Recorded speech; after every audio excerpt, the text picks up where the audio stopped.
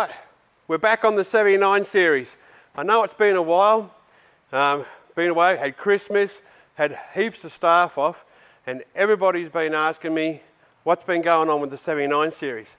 Well, we've got some exciting news in this episode, so we're going to do a bit of a recap, going to run around, let you know what we're up to, what we've done, and what new bits that we're actually going to be putting on. So I've got a bunch of stuff that I want to show you through.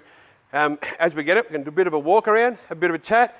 Now, where we left off last time was the diff.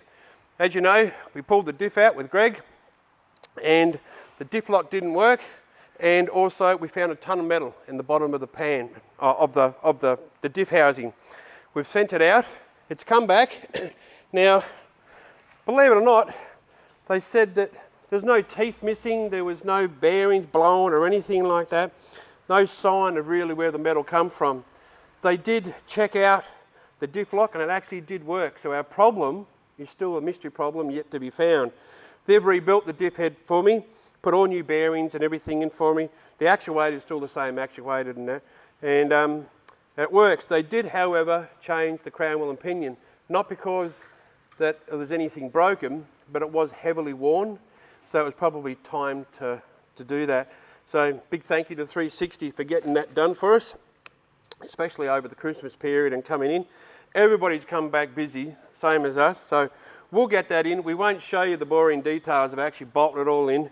We'll actually quickly go around and see. So when we actually put the diff in, we're going to take the opportunity and change all the wheel bearings, make sure everything's all good. If they're perfect and they only need to be re-greased, well, then we're not going to turn around and actually replace them, we'll just re-grease them. And as part of that, obviously we'll get there, we'll put the new brakes on, which is one of the exciting things I wanted to have a chat to you about. We've got the new power stop brakes going on, and we're actually replacing all four corners. All my, what do you call them, the brake discs, they've all got lips on them. And there's one thing you should know about discs. By the time you send them out and have the machine, most of the time they're going to be undersized, or it's actually cheaper to turn around and put brand new discs on. So we've got a brand new set of brakes that we're going to be putting on. Not today, we're just going to show you around it.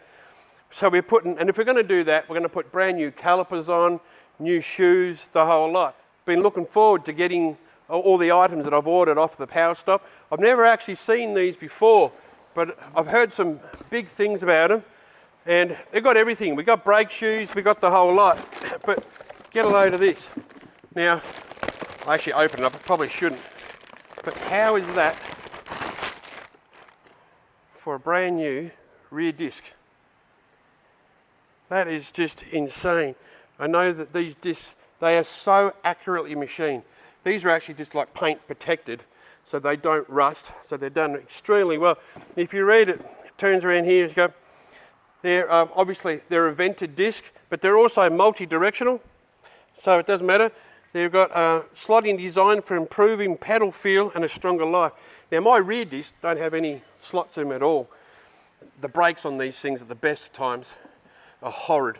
Now I've got a double, what do you call it? A double diaphragm brake booster, which gives me a much better brake feel, but still needs the thing. So I went and got the good stuff. I've been waiting for these for a little while, so I'm glad that they've come in. The front disc is exactly the same. I've got new calipers going on. If I put this up here, what else have I got? Get a load of this. Oh, new titanium hat. Hey? Does it make me look any better? Craig's shaking his head. No, all right. Cameron Craig's not helping me here at all. Handbrake shoes. If anybody knows anything about handbrakes on a 79 series, the only way you'll ever get a 79 series handbrake to last is to put a little tag on it that says do not use. That's true. Try it. It does work. Me, I have an automatic, so I have park, so it does actually work. But when you're in all the mud and grind and the grip, it doesn't take long. But cop a load of these. These are actually beautiful. They're actually radiusly ground to match the disc that we're putting on and that. Anti-corrosion coating and everything. They're actually brilliant. I love them. Some of the things I've actually seen. Now this is what I wanted to see. These are the new brake shoes. Now these new brake shoes are actually, they're a titanium infused ceramic brake pad. I thought Kevlar was a good thing. Now apparently there's titanium infused ceramic.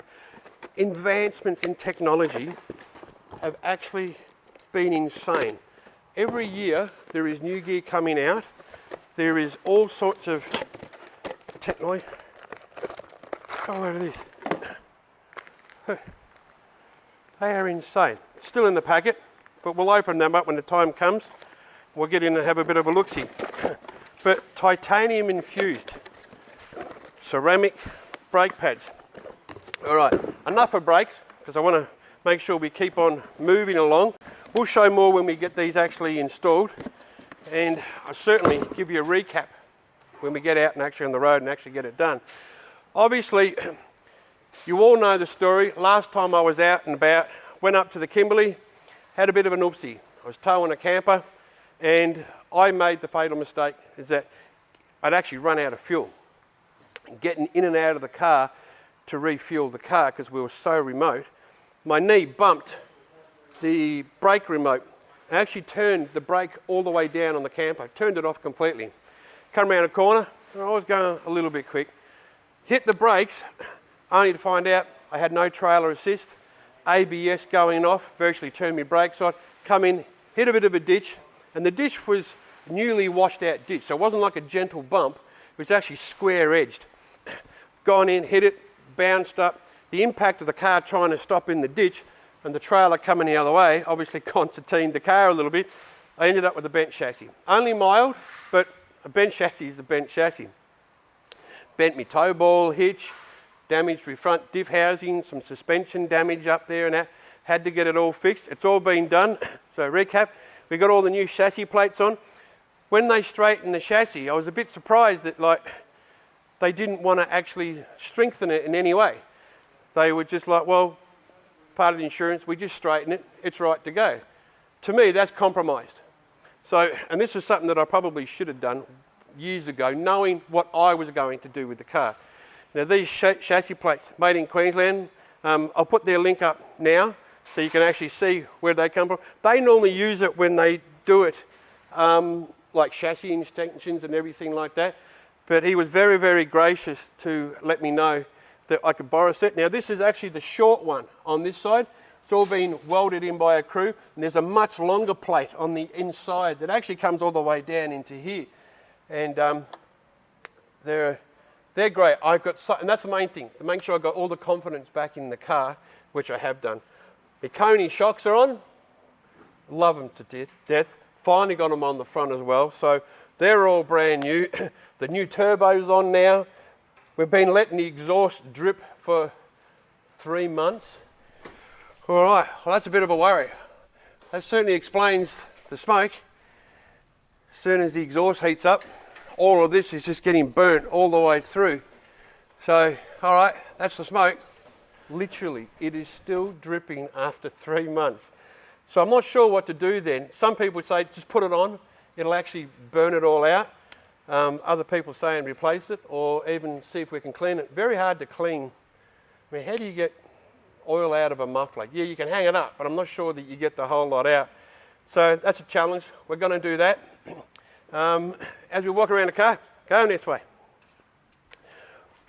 All the panels are fixed, all nice and shiny. We've got new sign writing on it. Over a few of the dents, we didn't fix anything that didn't have to do with my little incident. We replaced all the front suspension. As I said, the new Konis are in. We've got all the new J-Max arms on. Nothing actually happened to the J-Max arms. It was just it was precaution, and the company that was actually fixing all the front end, they just demanded that the arms were replaced as a matter of, they had to guarantee that nothing fell apart, I guess. So, and they were good. They put the same arms on that I had on there in the first place, so that all worked out really well. You know, a car's been sitting around the workshop way too long when there's an extension cord coming out of the bonnet. That means that there's a trickle feed, and once every week or every couple of weeks, the guys will turn around and put the extension cord on to charge all the batteries up on here. Look how dirty they are. Still haven't had to manage to clean the car underneath the bonnet. Only the outside's been done on. All right, we'll keep walking around. Obviously, my beloved bull bar, the off-road animal bar. I love this thing to death. I deliberately had it made like this with the patina because I wanted that look. I wanted the real rough, rugged and the raw, as forged look is what I've said. This is actually clear coated. I wouldn't even let them sandblast it or do anything before they did it.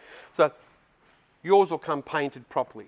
Yeah, not like mine. I turned around and said, no, there's even marks here from when they were doing it, because this was actually a development one. There's actually little paint marks in there with arrows and bits and pieces and little updates that they wanted to do. And I just said, paint over the whole lot.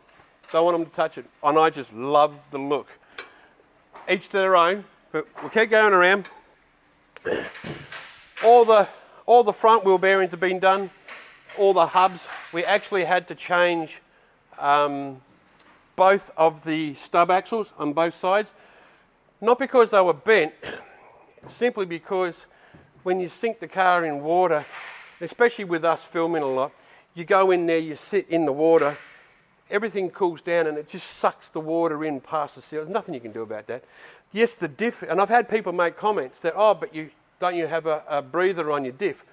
Well, that does the the center section of the chamber of the diff, but it doesn't help you in the wheel parting, which is the stub axle part, all right? Those seals, there's no breather in that section, all right? So if you are going to do a water crossing, make sure you do actually cool down. Let it cool down before you do the run in. And not only that, don't park in it for 5 minutes like I normally do. Just straight in and out the other side and you won't have half the trouble. Problem is, I get halfway through, the producer calls, stop, back up, do it again, wait, sit there, wait while we're getting Graham or Sean or someone else in and that, and before you know it, I'm sitting in the river for 20 minutes while the cameramen are running around, and the whole time my hubs are cooling down. So of course, new bearings after every single trip, and probably a stub axle every year, just because it gets pitted and just rusted out and that. I'll get down here. Now I've got more than one set of exciting news. Obviously, I've been as keen as mustard to get my hands on something that I actually ordered 3 or 4 months ago. Not long ago, actually after we filmed the last episode, I was telling the boys that I wouldn't mind changing out the intercooler and the radiator simply because over the years of copying just damaged seeds after seeds, and how many times can you flush out a radiator with a gurney before it all starts to fall apart? So I put an order in with PWR for a brand new radiator and an intercooler, and I just can't wait. So I'm going to, with you, this is the first time, I haven't actually seen it before, so we're going to have a crack, see if I can. I've only just partially, geez, these things come so well packed. Cameraman Craig's trying to help me. Here we go. Let's not close this. I love their foam blocks. So what is this? This is obviously, oh wow, I did not know. I'll move that out of the way. Give me a bit of a bench top here.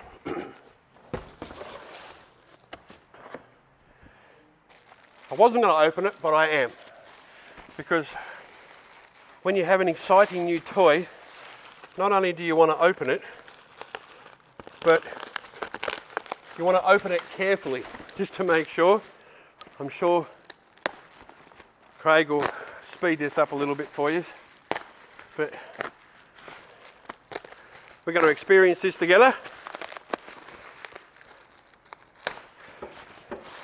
It's just like Christmas all over again. Not Christmas as an adult, Christmas as a child, and it really meant something.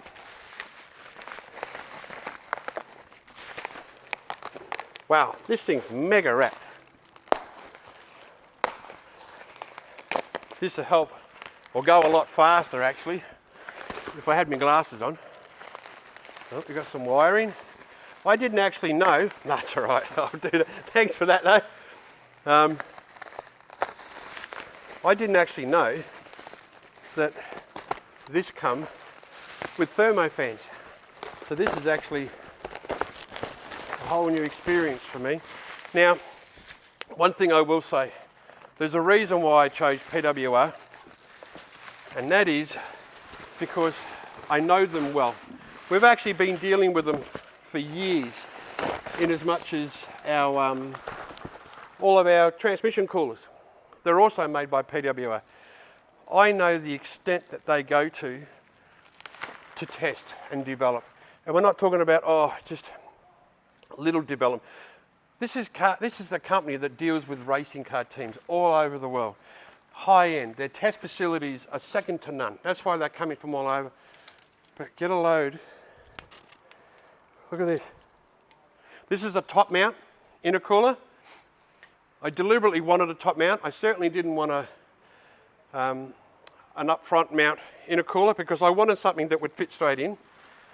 I wanted something that, obviously, this has got an automatic in it, and I want my coolers and everything else up the front. I don't want to hinder anything. I don't want to hinder the radiator and that. This is an enormous bit of kit. When we first started thinking about putting intercoolers on cars, this is going back many years when we first did the 6-speeds and we were doing contracts for other people. We actually tested 3 or 4 different intercoolers on dynos because we had to prove, because of the contract that we were doing with turbo upgrades and everything, we had to do one step at a time, prove it, and then go to the next step.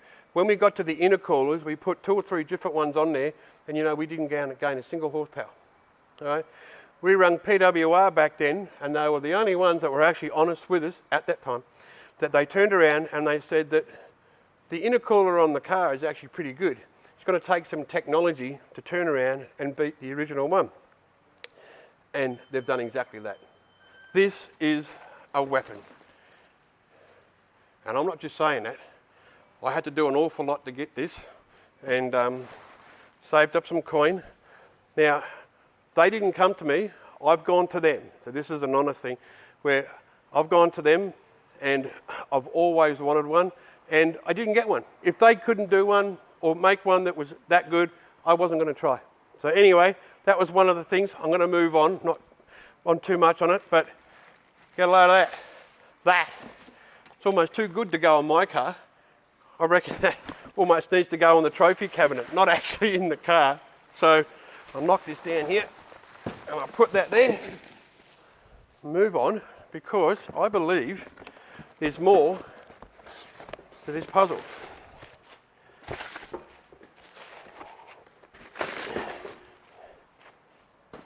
Ooh, look at that. Geez, they're like our guys, they overpack everything. This is huge. How much wrapping do they want in one, in one box? This is insane. Oh, we're going to need to open that girl up too. So, but I need to see it now. Let's see what we got.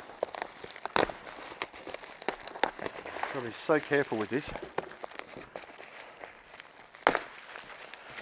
Tell you what, whoever wraps their stuff back at their dispatch area needs a trophy. Like, my God.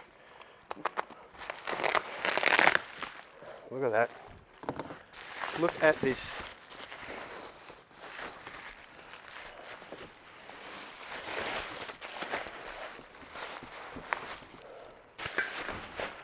Wow. Hey, have a load of that. It isn't going to stay this shiny for long, I can assure you of that. But look at that. Now I'm only changing mine simply because of all the damage I've done to it.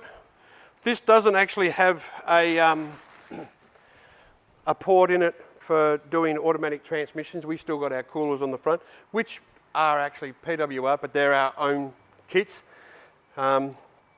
So I can't wait to get this in. I'll be calling on Greg soon enough, I think, to give me a hand.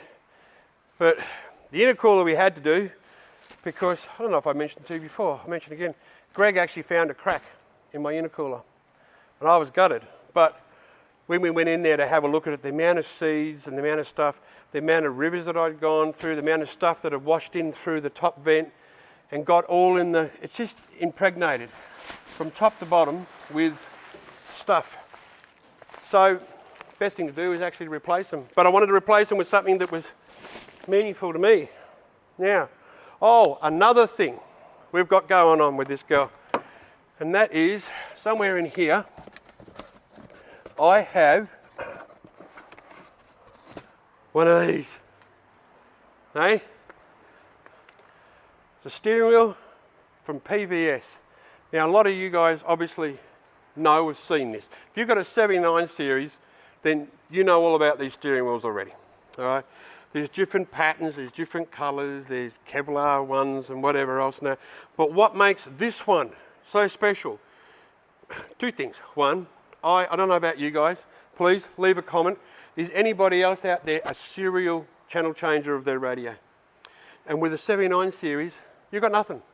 These things are in the dark ages when it comes to technology, especially based on how easy it is to use stuff. I have a touchscreen upgrade on mine, so basically mine's got the Hilux display on mine for the radio, and you can't drive and touch, no. So, look at this. I can do all my radios, I can do everything, but the second thing, flappy paddles.